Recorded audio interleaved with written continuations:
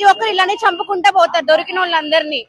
అలానే రోడ్డు మీద నరకాలి, అప్పుడు గానీ వాళ్ళకి జస్టిస్ రాదు. చనిపోయిన వాళ్ళకి ప్రతి ఒక్కరిని ఇలానే చేయాలి. అసలు చంపడం ఏంటి? కోర్టులు పోలీసులు ఉండేదే దేనికి? వాళ్ళు తీసుకోలేరా? అసలు ఒక మనిషిని చంపడానికి వాళ్ళకి ఏ రైట్ ఉంది? వాళ్ళ ప్రాణాన్ని తీయడానికి ఎవరికి ఏం రైట్ ఉంది? వాళ్ళ ఫ్యామిలీలు దాని వెనకాల ఉన్న వాళ్ళందరూ ఏమవ్వాలి? ఒక మనిషి పోతే వాళ్ళని ఊరికనే వదిలితే మళ్ళీ ప్రతి ఒక్కరు ఇలానే చంపుకుంటా పోతారు. సో నెల్లూరు నగరంలో, నెల్లూరు జిల్లాలో ఈ హత్యలు ఎలా ఉన్నాయి అంటారు? ప్రతి ఒక్కరు భయపడుతున్నారు. ఎవరు వచ్చి ఎప్పుడు చంపుతారో ఎవరికి అర్థం కావట్లేదు. అసలు నార్మల్ గా ఇన్సిడెంట్ ఏముంది? బస్సు హారన్ కొడితే చంపేస్తారా వచ్చి? అసలు వాళ్ళ ఏజ్ ఎంత? వాళ్ళు ఎందుకు చంపాలి?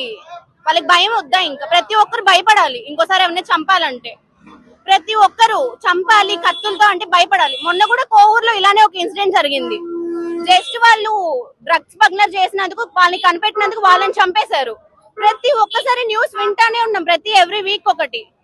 ఇలా జరగకుండా పోలీసులు ఇలానే చేయాలి, ప్రతి ఒక్కరికి ఇలానే జరగాలి. Hi Nilor, please subscribe to N3 TV.